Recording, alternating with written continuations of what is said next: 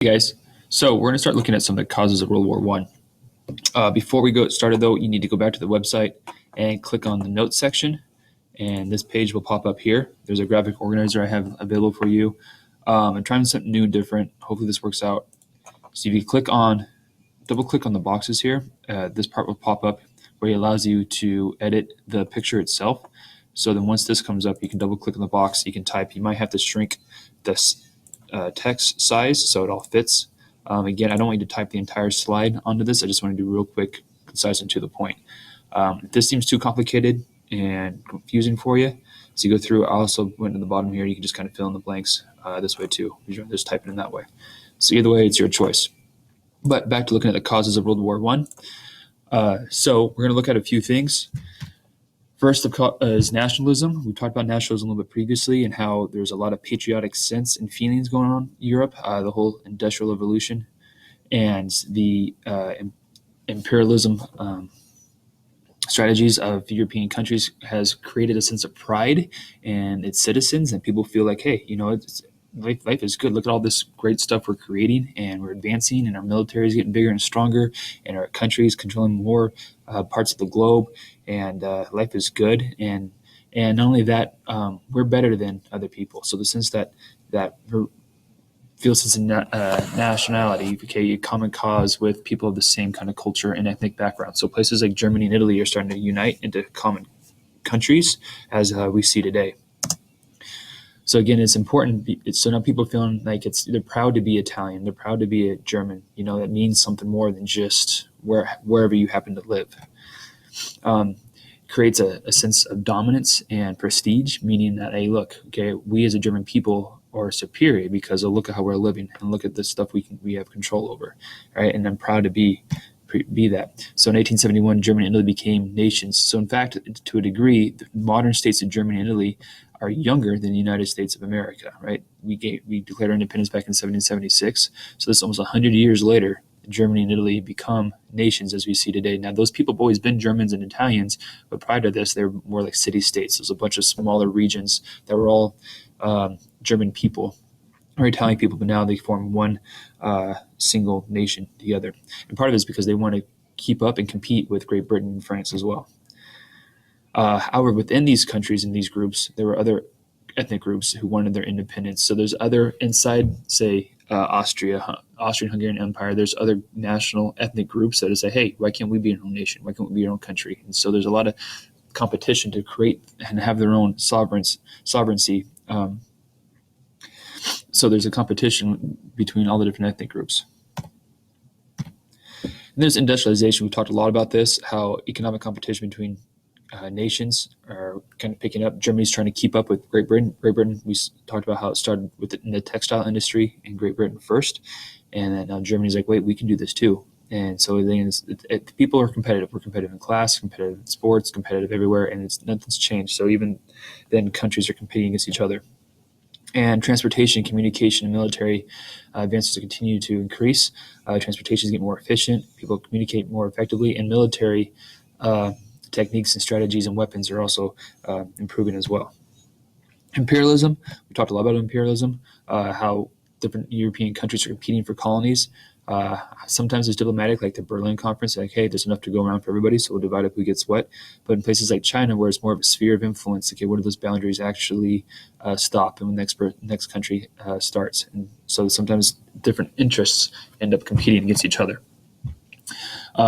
European nations' military, political, and economic dominance of Africa and Asia can continue to build confidence in those countries. Like, hey, look how effective the Great Britain has been in establishing colonies all over the world, right? We were working on that map that you guys all had a lot of fun doing.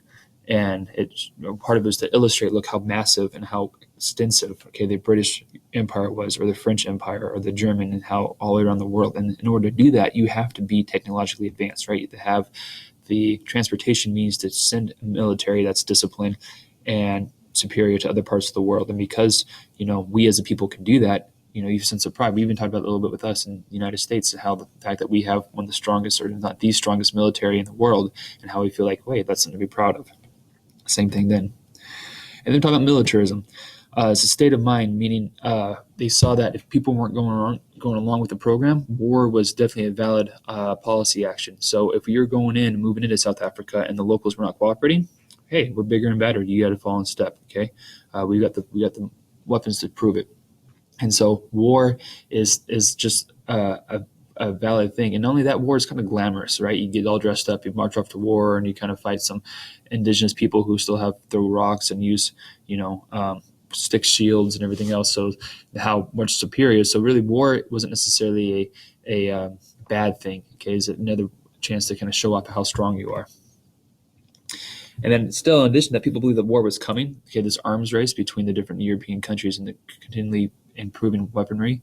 We're talking more about that here coming up, and different weapons that were used and how that really changed. But basically, what it came down to was you wanted to have the advantage over your neighbor or other competing countries. So if you find out that France has a gun that now shoots 100 bullets a minute, now you want to make a gun that can shoot 200 bullets a minute, or you have a missile that goes 3 miles. Okay, now Italy wants a missile that goes 5 miles. So keep trying to get the better advantage. We do the same thing now, right? We just had a brand new at the Miramar Air Show. They were unveiling the brand new F-35 stealth fighter. We go out and see the ships out in the harbor and out in the bay and see the aircraft carriers and stuff. And there's submarines all over the place. So we do the same thing now. We want to have the advantage. And so this arms race is who's got the stronger weapons, which eventually can be like, all right, well, let's prove it. And another element in all this is in Germany and Russia, the military generals were extremely influential and powerful. So in those particular countries, when policies were being made and when decisions were being made, a lot of the military generals had a strong voice and opinion in what was being done. And a lot of times, if you have a military type mind, you're going to look for military solutions, meaning, hey, we'll move in. Let me take my group of soldiers in there and we'll handle it. And so in Germany and Russia, they were much more military minded when it comes to looking for solutions. And then when we look at here, alliances, okay, how this blinding yourself and finding friends that are going to help you out, how that kind of caused problems as well. The original idea behind alliances was it would deter war, right? A deterrent is something that's going to prevent people from making that decision, right? The capital punishment, the death sentence, the fact we execute people probably because they committed serious crimes, but also because you want to encourage them from not doing that again, not them because they'll be executed, but other people. It's like, look, I don't want to get in trouble because then I'll end up being executed. So again, it's a deterrent to prevent people from making those things. So these alliances were to prevent war, meaning like you wouldn't want to pick a fight with somebody because they've got 3 or 4 friends that are going to help them out, right? However, instead of deterring it actually got everybody all entangled, so pulled everybody into war. So once, 2 people kind of had, a little disagreement, all of a sudden everybody jumps in and now we have a big fight. So there's the Triple Alliance and the Triple Entente were the main alliances in World War I. The Triple Alliance was between Germany, Austria-Hungary, and Italy. And the Triple Entente was between Russia, France, and Great Britain. And in addition to this, Germany secretly told Austria-Hungary that, hey, look, no matter what, we got your back. Germany felt had special ties to Austria because they had similar cultural backgrounds. And so Germany's like, you know what, no matter what's going on, we got it. We got the military power to back it up. We're not afraid of anybody, and we're going to write you a blank check. So whether you piss somebody off and we cause problems or somebody's picking on you, we got you. Don't worry about it. So then why then, if there's all this going on, why was there a war? So there's been a couple instances, even Morocco, between France and Germany. Okay, France and Germany never got along. They're like, your little brothers are always fighting, in their bunk beds before night. They just don't get along no matter what one does. The other one's always causing problems. In fact, even before that, there's the border between France and Germany has been going back and forth, and Germany has part of it, and France wants it back. And so they're even strengthening the border between the 2 countries. The Balkans here in the map, okay, this area east of Italy, you see Italy there. In fact, I got to go to Croatia, kind of up there to kind of the top left of the map. But also in the area is Bosnia-Herzegovina, and the capital is Sarajevo, which is still kind of like a colony, sort of Austria-Hungary, or part of the Austrian-Hungarian Empire. And in this area, there's a lot of Serbian people, and different countries claim that these Serbian people have similar backgrounds to some. So like Russia feels that there's Russians in there, Germany feels that there's Germans in there, Austrians feel that there's Austrians in there. So all these different countries feel like they have a stake in the Balkans. Not only that, but there's also military militarily-wise, Russia was looking for what's called a warm water port, right? And Russia has a lot of coastline, but a lot of it gets frozen most of the year, so they can't send ships in and out when it's frozen solid. But down here where it's warmer, it doesn't freeze, and so the Russia's looking for ports. In fact, that's one of the reasons why recently Russia is causing problems with Ukraine, because they took over Crimea, which is kind of just out of the picture here in the Black Sea. It's a peninsula. And now that the Russians have a port that they can sail through the Black Sea, down through the Strait of Bosphorus, around Turkey, and into through Greece and onto the Mediterranean Sea. So anyways, that's still an issue as well. The Balkans here were considered a powder keg, meaning like it's just right for some kind of thing to go off. So just one little spark will create a big explosion, because so many countries had interest in what was going on in that region. So in June of 1914, Archduke Ferdinand, who was the heir of the Austrian-Hungarian Empire, takes his wife and they go to visit Sarajevo to kind of look at the Austrian army, and kind of is like, hey, what's going on? Look at us. Don't forget the Austrians are still in charge. However, there's a group called the Black Hand that were not really excited about the Austrians running things in Bosnia, and so they thought, if they cause some problems, eventually, they can gain their independence. This whole sense of nationalism that the Serbians thought they should have their own country and not be part of the Austrian-Hungarian Empire. So in June 28, 1914, the Archduke Ferdinand was assassinated in Bosnia. In fact, this is kind of a funny story. I don't have time to get into it now, but a couple of things went wrong, and eventually this guy here in the corner, who was 19 years old, named Gavrilo Princip, he eventually jumped out with a pistol, shot twice in the car, and killed both the Archduke and his wife. And then, the rest is history. So, of course, Austria's not excited about having, their heir to the throne assassinated by a smaller colony. And so they send an ultimatum, meaning like, this is it. These are our terms, and you either abide by them or we're going to war. We're going to force you. So an ultimatum is like, that's it. There's no gray areas like, well, we would appreciate if you did this. Like, nope, this is the way it's going to happen. And Austria is awfully firm. They insisted on a few things that were really unfair, including being allowed to send Austrian forces to investigate the assassination, and also to stop any anti-Austrian activities in Bosnia. There's a few other things involved, but these were kind of the two main points. And Austria knew that they were asking a lot, and the Serbian government were pretty open to most things, except for allowing Austrian forces back into Bosnia. They felt that really would hurt like their authority and kind of basically make them subjects to Austria again, and that's not what they wanted to do. So Austria knew that they weren't going to accept the terms. And Serbia thought, okay, well, we can fight you. We got an alliance, which we'll talk about here right now. So the way this worked was Serbia refused the ultimatum to Austria. So Hungary declares war. So you can see over here in the picture, Serbia's down the bottom, number one, and then Austria declares war on number one. So Austria declares war on Serbia.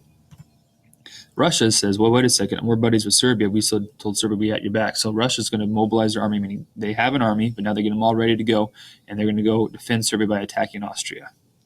So now they got three countries involved. So Serbia's brought in Russia. Well, Germany, remember, wrote a blank check to Austria saying, no matter what happens to you, we got your back. We got you. Don't worry. So Germany declares war on Russia. So now because Serbian killed an Austrian, Germany declares war on Russia. Two countries that weren't involved in the situation originally are now declaring war on each other because of these alliances they created. And then, since France is in alliance with Russia, and Germany declared war on Russia, France says, hey, we got Russia's back, so now Russia declares war on Germany.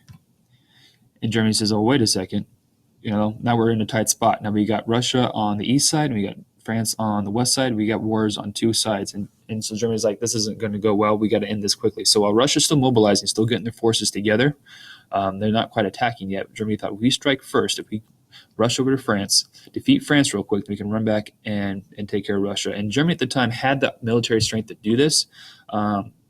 They had some pretty good generals, had some good strategy, and had superior weapons. France's military wasn't quite as strong as Germany. So in a fight one-on-one between Germany and France, Germany would win that fight.